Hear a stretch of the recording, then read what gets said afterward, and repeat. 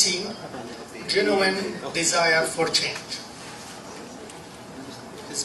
There are things been going on for some time, and now people have realized this is normal. Things don't work, so you must change. So that's what I sensed. So to change, you have to really realize realities based on the past, existing realities, and then where you're heading. And you have to really have a visionary leadership to realize where you're heading. Because usually, and this is normal, there are the people, the masses, and the leadership. One distinctive course that's been taken by the leadership is the political will manifested in the K-12. That's a major change. Now, at some point, I hear people talking about the challenge of the 2 years, the 2 years, the 2 years. Is it the 2 years? Remember, when you go to a specialist, a doctor specialist, or a doctor, they ask you, have you seen other doctors? Do you have reports? Do you have something from someone else? Someone else have seen you or not? Because they must look at it. So you're not talking about 2 years actually. You're talking about the whole system. Because any educational system has 3 pillars, or 3 cornerstones, or 3 foundations that it sits on it. The philosophy of education, the policy of education, and the objectives. What are your objectives? What do you really want to achieve? Now, for medical students, the objective is clear. He wants to get the degree. For the government, or for a country, or for a nation, of the education system, the objective is characteristics of a citizen. And that's why we talk about character building through the education system. Now, I know now, are we online now, right? So I don't know if I should say this, but I'm very tempted to say it.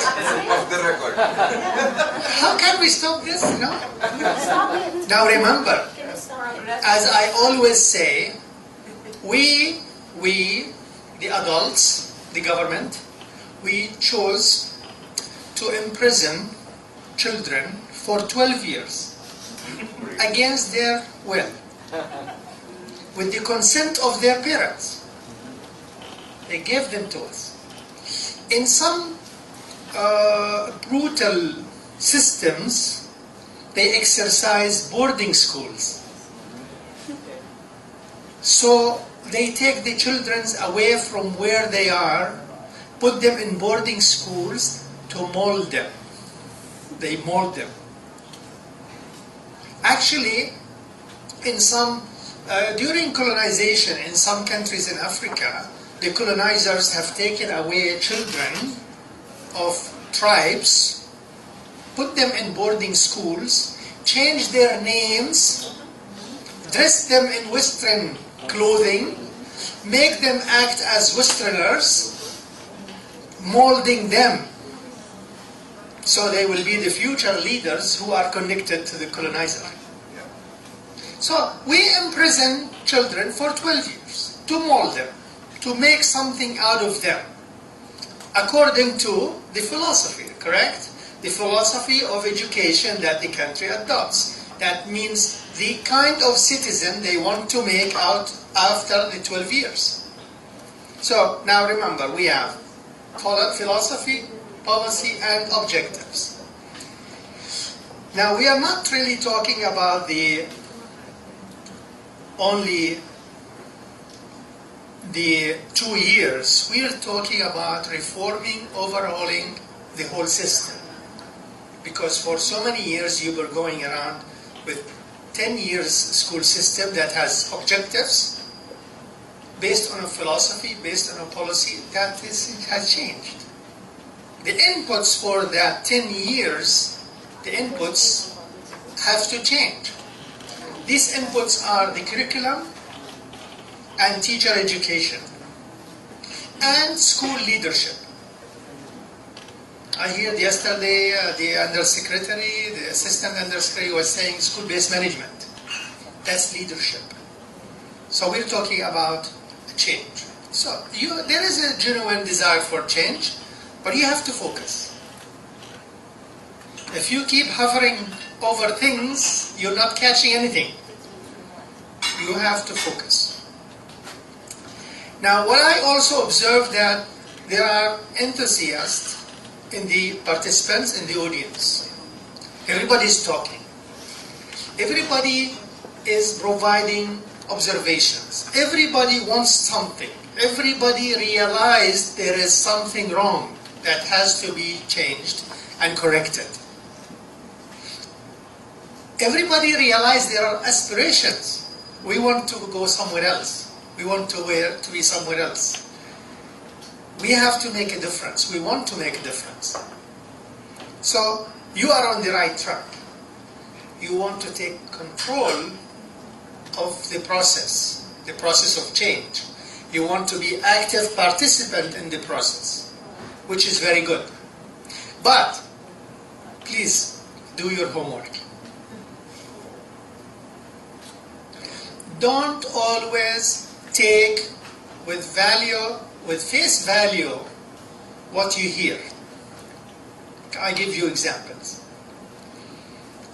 Accreditation. Okay, sounds good. Certification. Sounds good. Community participation. Sounds good. But these things are very complicating when you don't know about them and how to really use them. Today or yesterday I hear something, I was really shocked, but I'm glad I spoke to the person. I'll see her tomorrow again. What is it? Accreditation for primary schools. Excuse me? Accreditation for primary schools. That means this girl finished 6th grade, going to go to 7th grade. So if her school is not accredited, she will not go to 7th grade somewhere? Do you know what you're talking about? Okay, people might not know the full extent of the thing, but also you have to realize there are things that you hear about, they are part of a system that does not exist here. Accreditation is something been invented in a capitalistic society, mainly in the US, within a whole system which does not exist here. Accreditation in the US is part of the system where the accreditation bodies are private sector, run by private, paid for by the public. Paid for by the public. That means a university to be accredited by a certain body has to pay to the certain body to accredit them. Paid from whom? Pay from the public funds they receive, or from the tuition their students pay. So here you have different story. Second and most important, community participation. There are extent, a level of community participation, and you have to draw a line. To what extent the community would participate in your school function? I give you an example. In Indonesia, they love this. After Suharto, everybody went wild because they want to have democracy, right? After national leadership dissolved, everybody is a leader. So they took this community participation and they established what they call school committees. School committees may be members of persons who don't have any kids in the school. They can be anybody. school committee